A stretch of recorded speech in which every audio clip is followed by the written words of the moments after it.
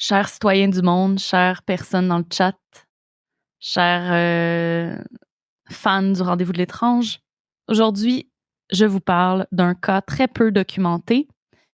C'est l'étrange disparition du couple Markley. Est-ce qu'il y en a qui ont déjà entendu parler de ce couple? Pas du tout. OK.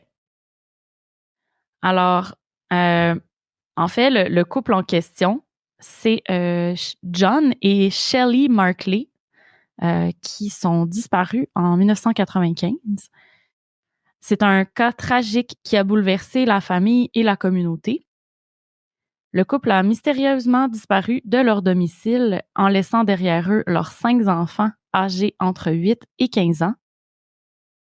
Et malgré les efforts des autorités locales et des recherches, aucune trace concrète n'a été trouvée et le mystère de leur disparition reste non résolu à ce jour.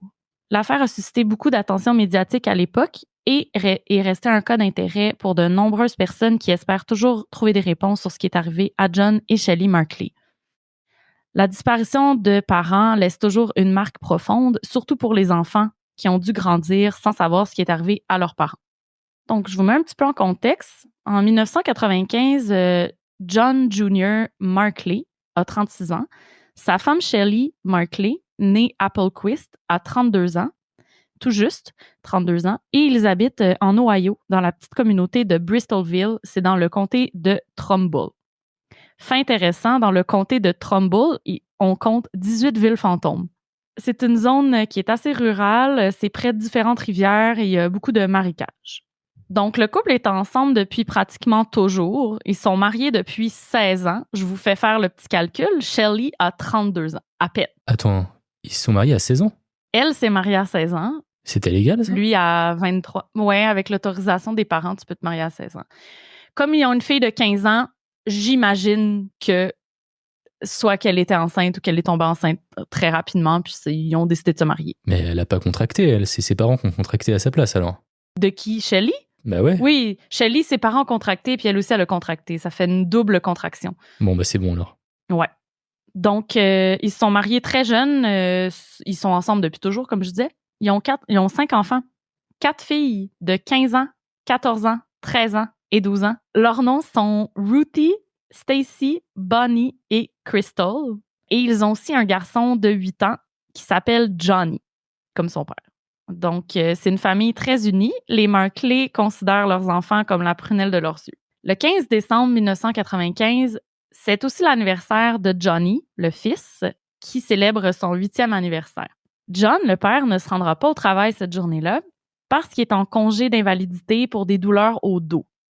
Lui, c'est un camionneur indépendant de profession et la posture assise lui faisait mal au bas du dos depuis un moment, donc il avait pris quelques semaines pour se remettre.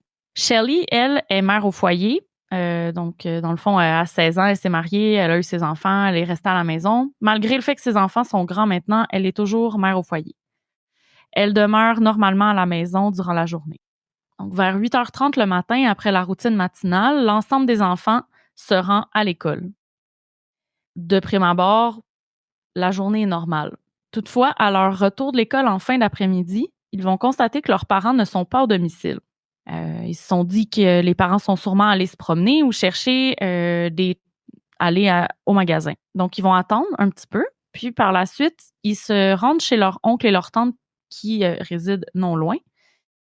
Et ils vont y rester pour la nuit. Tout le monde se dit que les parents vont être de retour, mais malheureusement, personne ne se doutait qu'ils reverraient jamais John et Shelley. La famille Markley était pas à son premier drame en 1995. La sœur jumelle de John, donc la sœur jumelle du père, est décédée d'un cancer le 13 décembre, donc 2 jours avant la disparition. Les visites au salon funéraire devaient avoir lieu le soir même de la disparition, soit le 15 décembre, et toute la famille devait s'y rendre. C'est pourquoi les enfants n'ont pas trop attendu à la maison et se sont dirigés vers l'oncle et la tante dans l'espoir que les parents allaient les rejoindre là, ou bien au salon funéraire au courant de la soirée. Ce qui n'est pas arrivé. L'enterrement de la sœur devait également avoir lieu le lendemain, soit le 16 décembre, et ni John ni Shelley se sont présentés à l'enterrement. C'est quelque chose d'extrêmement inhabituel parce que John était très, très proche de sa sœur. C'était un gros drame qui a bouleversé la famille, le décès. Donc, c'est absolument pas normal qu'il ne se soit pas présenté. De plus, c'était l'anniversaire du fils.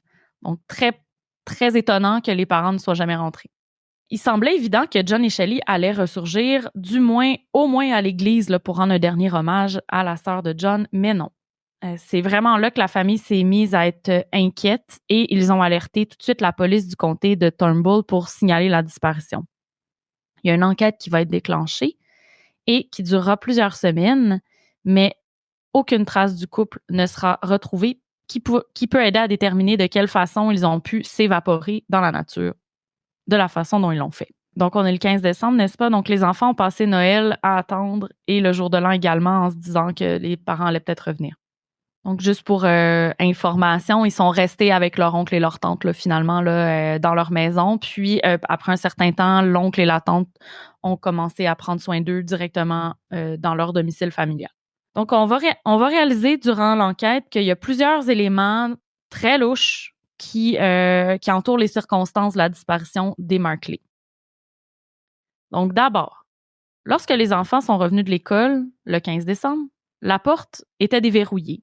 Mais il n'y avait personne pour les accueillir. Il n'y avait aucune note non plus qui laissait présager ni qui était parti, ni qui allait revenir. Il n'y avait pas de signe d'effraction non plus. Il y avait un silex de café chaud qui fumait encore dans la cuisine et qui était en train de s'évaporer. Il était très, très rare que Shelley soit absente de la maison, puisque, elle ne travaillait pas. Et aussi, elle préparait des collations et aidait les enfants aux devoirs à leur retour. Il était quand même commun, par contre, que John ne soit pas rentré du travail, sauf que là, il était en arrêt de travail. Donc, il aurait dû être là aussi.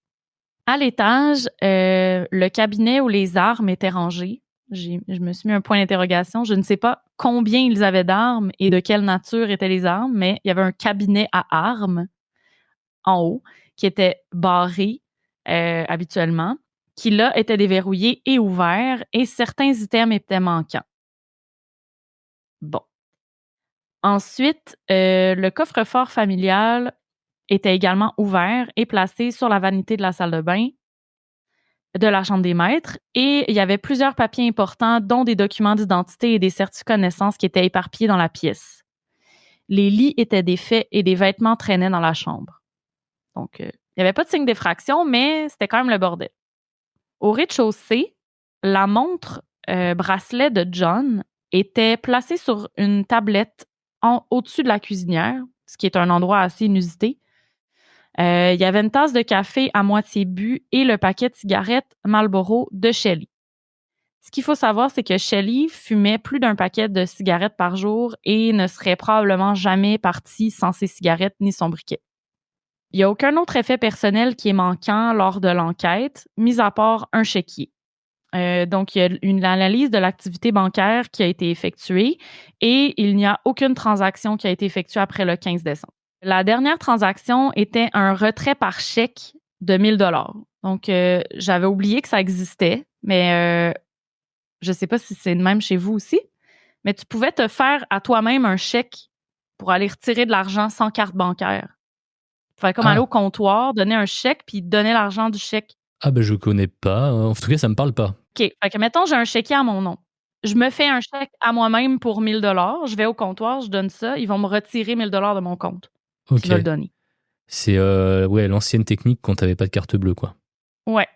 Puis peut-être que dans le... Tu sais, c'est une commune... c'est une très, très, très petite ville dans laquelle il était. Là. Je sais pas à quel point il y avait des guichets automatiques, mais je sais qu'il y avait un comptoir.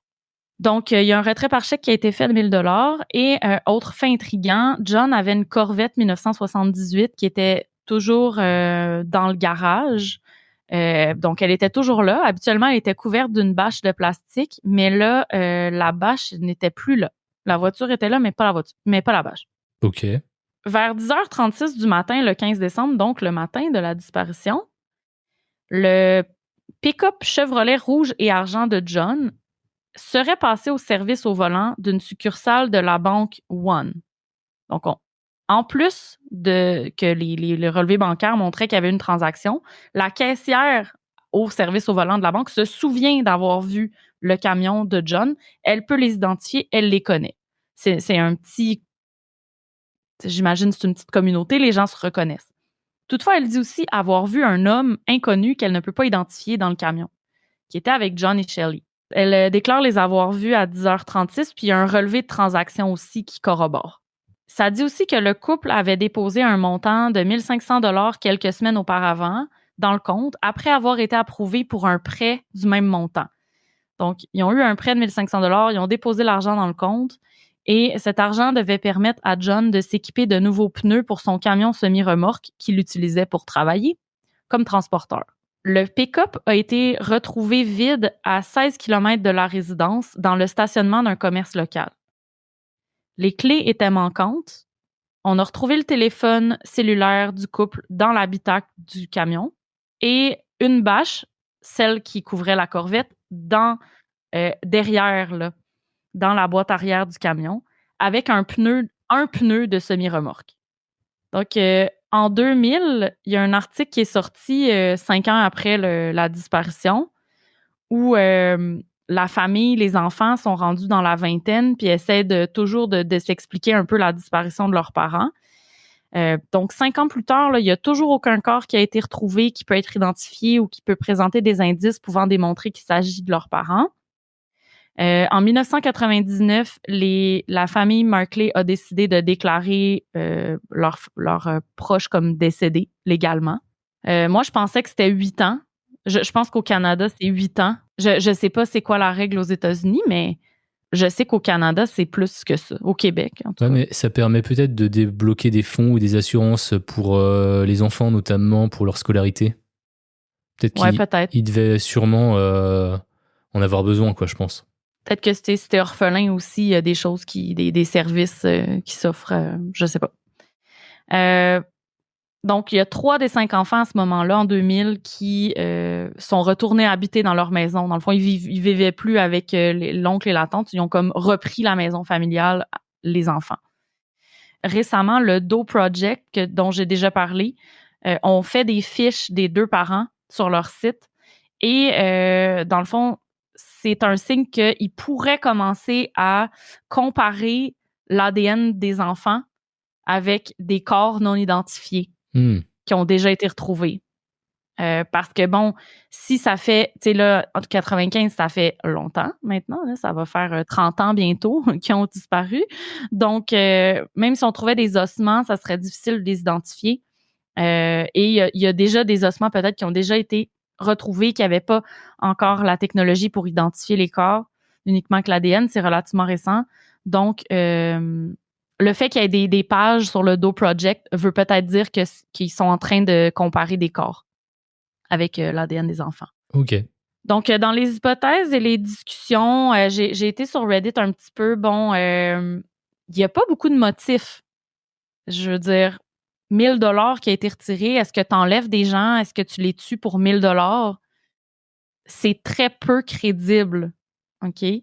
Le fait surtout qu'on n'a jamais retrouvé de corps, il y a quelqu'un qui a voulu cacher quelque chose puis qui était relativement habile si vraiment il y a eu un meurtre, là. En fait, c'est que l'entourage de la famille, pour eux, c'est impossible que les parents se soient sauvés. Impossible. Oui, ça aurait pu être une théorie. Oui, c'est ça. Il y a beaucoup de choses là, qui vont dans ce sens-là. En tout cas, si on quittait, c'est pas de leur plein gré. Ça, c'est sûr. C'est une famille unie, c'est une famille tissée serrée. Ils n'auraient jamais abandonné leurs enfants, surtout pas le soir de l'anniversaire de leur fils. C'est vraiment pas du tout leur genre. C'était l'anniversaire de leur fils, c'était la veille des funérailles pour la sœur de John. Shelley, c'était pas le moment. C'était pas un bon moment, là. Ouais. Non, c'est ça. Shelley était une mère dévouée à sa famille. Elle avait pris le choix de ne pas travailler pour s'en occuper malgré que ses enfants étaient rendus relativement âgés. Le réfrigérateur avait été rempli au complet. Dans le fond, c'est un signe que tu te prépares à rester à la maison, là. Noël s'en venait et tout. Il avait l'intention de recevoir la famille. Il n'y avait pas de dette non plus. Donc ça, c'est un autre truc. Il n'y avait pas de dette connue. Une fois le retrait de 1 000 $ effectué, il restait 850 $ sur le compte. C'est pas une famille qui était très riche, sauf que c'est pas une famille qui avait des dettes non plus. La maison était payée. OK. Il n'y avait pas d'ennemis connus non plus. Là, il y a une hypothèse qui dit que, la mort de la sœur de John l'a peut-être ébranlé plus qu'on pense. Ça aurait pu affecter dangereusement sa santé mentale. Déjà qu'il était affecté en raison de son arrêt de travail, puis il aurait pu être inquiet de ne pas arriver financièrement, sachant que, il était travailleur autonome, donc pas. Puis, tu sais, aux États-Unis aussi, c'est pas tout à fait la même chose, mais, tu sais, sa femme travaille pas, puis lui est en arrêt pour maladie, donc il n'y a aucun revenu. Il avait vraiment toutes les finances de la famille sur les épaules. Exact. 4 enfants à nourrir. 5 enfants. Oui, 5 enfants, pardon. 7. Ouais, avec seulement 1 800 € sur ton compte. Je comprends la détresse du père de famille qui sait pas comment il va finir le mois, sachant qu'il travaille pas parce qu'il est en arrêt, et puis ouais. Tu vois, ça je peux comprendre. Mais tu avais aussi parlé d'une tierce personne qui aurait été vue. Ouais, c'est ça. Puis on n'est pas capable d'identifier. Fait que, tu sais, pour l'instant, l'hypothèse principale de la police, ça reste qu'il y a eu un crime contre le couple, mais il y a vraiment aucun moyen de déterminer. Tu sais, les caméras de surveillance n'ont pas permis de déterminer, de décrire la personne. La caissière n'a pas pu décrire la personne non plus. Il y a eu une piste, dans le fond, qui a été écartée. Il y avait un homme qui travaillait avec John qui aurait contacté la police pour une demande de rançon de 10 000 $ en disant qu'il avait kidnappé Johnny Shelley. Mais la piste s'est avérée fausse, puis c'était vraiment juste une personne en quête d'attention. Puis au moment actuel, il n'y a aucune autre piste qui a pu déterminer les circonstances de la disparition des 2 parents Markley.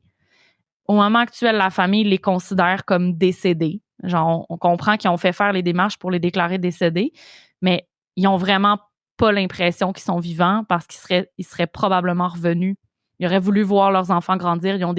Ils ont théoriquement des petits-enfants maintenant. Il y aurait 64 ans et 59 ans au moment actuel. Ouais, c'est vrai qu'ils étaient vachement jeunes. Ouais. Et tu sais, le fait qu'il n'y a pas de traces d'effraction et de bagarre dans la maison le soir du drame pourrait démontrer que s'ils ont été contraints de suivre une personne, c'est soit qu'ils lui faisaient confiance à cette personne-là, soit qu'ils étaient menacés. Ouais, il était armé peut-être. Ouais. Puis ils les ont suivis, tu sais, pour pas faire trop de drame, mais c'est tout ce qu'on sait, là. On a une idée de l'heure à peu près à laquelle ce serait passé? Mais c'est en pleine journée. Ouais. Ben, en fait, il y a 3 timelines. Il y a 8h30, l'heure où les enfants sont partis à l'école. Il y a 10h36, le moment auquel ils sont passés à la caisse, au service au volant de la banque. Ouais. Puis, mettons, j'ai pas l'heure à laquelle les enfants sont revenus, mais disons quoi, 15h, 15h30. Donc, ça s'est passé entre 10h30 puis 15h30. Ça s'est passé en plein jour. Ouais. C'était pas dans un quartier résidentiel où il y avait du monde. C'est vraiment un petit village. En fait, ouais. c'est une commune dans un comté, puis c'est une commune indépendante. S'il y avait, par exemple, justement, quelqu'un qui venait en plein jour pour faire un vol, tu vois, pour les voler, ça pourrait être décelé par des voisins ou... C'est une bonne question. J'ai pas googlé l'adresse. J'ai pas l'adresse de leur maison là non plus, mais c'est assez rural. C'est ce que ça dit. Ouais.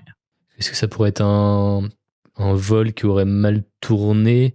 Mais on aurait eu des corps dans la maison, je pense. En fait c'est bizarre. C'est ça l'affaire. C'est peut-être un technicien de service. C'est peut-être quelqu'un qui connaisse de la communauté qui est venu pour quelque chose d'autre et que ça a mal tourné.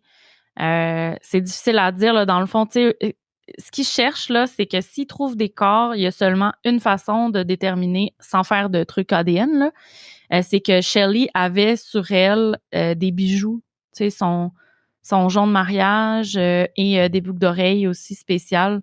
Donc, s'ils retrouvaient un corps avec ces bijoux-là proches, ils pourraient savoir que c'est eux, mais c'est tout.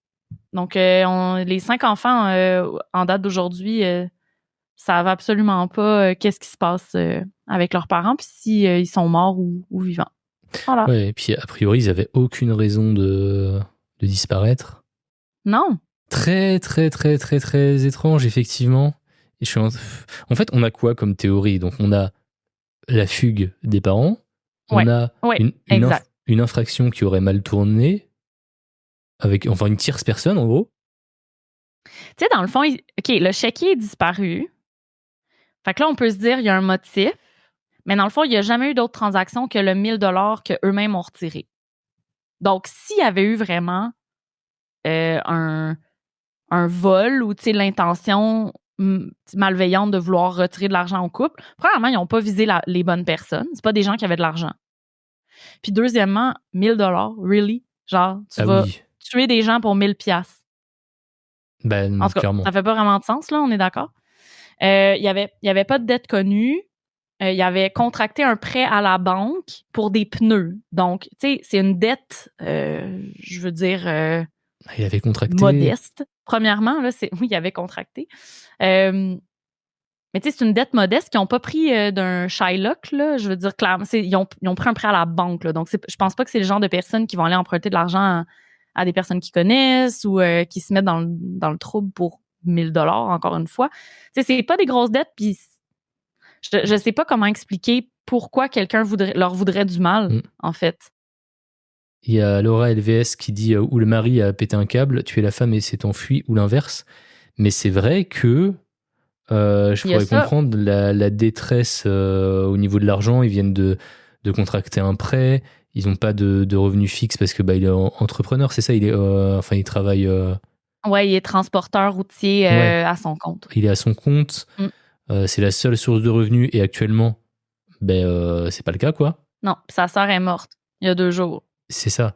Il a des bouches à nourrir. Potentiellement, il peut être dévasté justement par la mort de sa sœur. Il peut y avoir du pétage de câble. Mais pourquoi juste péter un câble auprès de sa femme, tu sais? Tu sais, c'est plate à dire, mais dans des cas comme ça, je me dis que s'il avait vraiment voulu décimer tout le monde, il aurait attendu que les enfants rentrent. Tu sais, en tout cas, ça fait pas beaucoup de sens pour moi qu'il ait juste tué sa femme puis qu'il soit parti. Mais ça se peut. Là, il n'y avait pas de dette connue.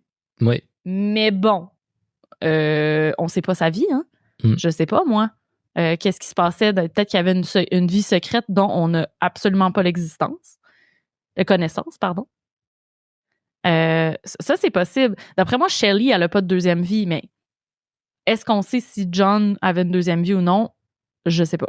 Ouais, mais il serait parti avec plus d'argent, il aurait vidé complètement les comptes, il aurait pris des vêtements, des affaires. Cette histoire de bâche là, il y a plein de trucs un peu bizarres. C'est comme si quelqu'un cherchait quelque chose. Les bâches auraient pu servir à cacher les armes dans le truc. Ah oui. Derrière le camion. Oui. Ça, c'est une des hypothèses qui était sortie sur Reddit, justement. Pour ceux qui voudront lire les conversations là, sur Reddit, dans le thread Unsolved Mystery, c'est là que j'ai trouvé l'histoire. OK.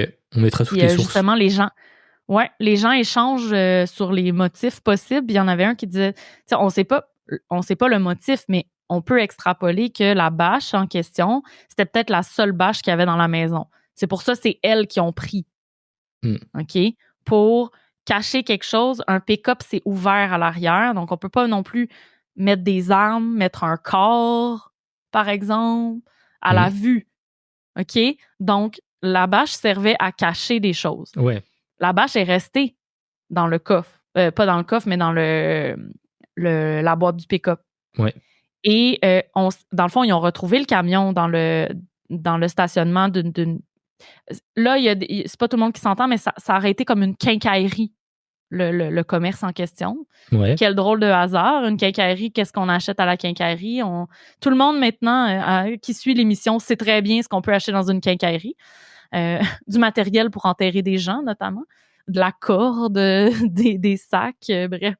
Mais c'est qu'en fait, le camion a été retrouvé là, mais on ne sait pas si le camion a servi à transporter des corps. On aurait, je sais pas, eu quelques traces d'ADN, même genre un cheveu, un poil quelque part, quoi, une goutte de sang. Écoute, c'est là où c'est limité. Comme je vous disais, c'est un cas qui est très, très, très peu documenté. Mis à part le thread sur Reddit, il y a seulement 2 podcasteurs qui en ont parlé, puis personne d'autre a plus d'informations que moi. J'ai lu des articles de presse que j'ai trouvés sur Google News, mais en gros, j'ai pas le dossier d'enquête. Donc, je sais pas qu'est-ce qui a été relevé dans la boîte du camion, dans la maison. c'est juste que la police a dit aux médias que j'ai. Donc, j'avoue que j'imagine que des fois, il y a des informations qui sont gardées, on le sait maintenant, là. Il y a des informations qui sont gardées secrètes au cas où quelqu'un se rendrait ou au cas où il appréhenderait un suspect. Mais de ce que j'ai lu, il n'y a jamais eu de suspect parce qu'il n'y avait rien. C'est volatilisé littéralement, là, le couple. Ouais. 95, c'est dans ma tête, à moi, c'est relativement récent. C'est pas si vieux que ça. Dans le sens où c'est pas 1920, là. Ça reste que je pense qu'ils pouvaient trouver des cheveux. Le problème, c'est que je suis pas certaine qu'ils pouvaient l'analyser comme on le fait aujourd'hui. Ils avaient pas les mêmes bases de données derrière aussi, quoi. Non. Ils cherchaient des empreintes. C'est plus vers les empreintes, mais on pouvait pas beaucoup identifier les gens autrement qu'avec des empreintes. Ouais, fait que c'est ça le mystère, c'est mystérieux, non? Bah écoute, on est en plein dans... C'est un bon sujet du rendez-vous de l'étrange, je t'avoue. On se pose beaucoup plus de questions.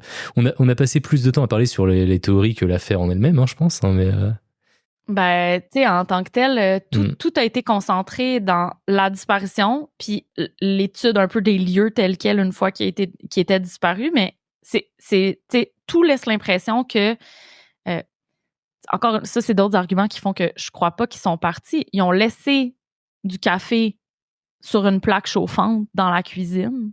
T'sais, je veux dire, tu fais pas ça quand tu sauves, là. Ils allaient pas fuir, c'est sûr. Ben non.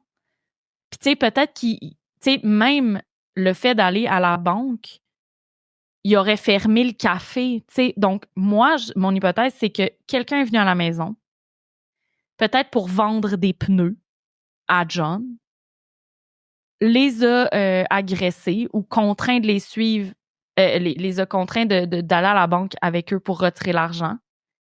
Il y a peut-être eu une bagarre, une mésentente, puis il y a eu des coups de feu, je sais pas. Mais ce qui est bizarre, c'est cette personne-là devait déjà avoir une arme si elle a contraint John à ouvrir son cabinet d'armes, sortir des documents. T'sais, pour quels documents ont été pris dans le coffre-fort si les documents d'identité étaient toujours là? Fait que c'est pas qu'ils voulaient fuir puis faire des nouveaux passeports, là. Ouais, est-ce que c'était quelqu'un qui connaissait la famille, qui savait ce qu'il y avait dedans, qui cherchait quelque chose de très spécifique? T'sais, c'est pour ça que je parle de double vie. T'sais, est-ce que quelqu'un avait une double vie là-dedans puis qu'on le sait pas, mais il n'y a aucun indice par rapport à ça. Mais quand on écoute beaucoup de true crime puis d'émissions étranges, c'est sûr que ça fait partie des hypothèses. Peut-être des témoins protégés, effectivement. Et en fait, c'est vrai qu'on n'a pas beaucoup d'informations sur l'enquête en elle-même. Ouais, non, on n'a rien sur l'enquête. Puis tu sais, c'est probablement parce que c'est pas un cold case. Ouais, mais tu sais, d'habitude... Enfin, est-ce qu'on sait, par exemple, qui est en charge de l'enquête? Est-ce que cette personne-là a parfois, je sais pas, donné des conférences de presse ou, tu vois? Ou alors c'était vraiment une enquête? Ouais. Oui, dans les articles que j'ai lus, c'est des articles du journal local. Puis la personne qui fait l'entrevue, c'est le représentant là, de la police, Okay. le sergent. Ça n'a jamais été, par exemple, pris en charge par le FBI? C'est toujours resté une affaire locale, quoi? Oui, c'est le Attorney General du comté de je sais pas quoi dans l'Ohio qui a géré ça. OK. Ouais, parce que théoriquement, c'est pas un meurtre. Bah oui. Et on n'a rien, en fait, qui prouve que c'est un meurtre, a priori. Non, exact. Donc, c'est peut-être pour ça que c'est pas allé plus haut. C'est parce qu'il y a rien. Même si tout porte à croire qu'il y a eu crime sur la personne de Shelley et John, il y a pas... Il y a rien. Puis, tu sais, les enfants sont convaincus que si leurs parents étaient toujours en vie, il y aurait eu quelconque indice. Bah ouais. Voilà, c'était mon cas. La disparition étrange de John et Shelley Markley.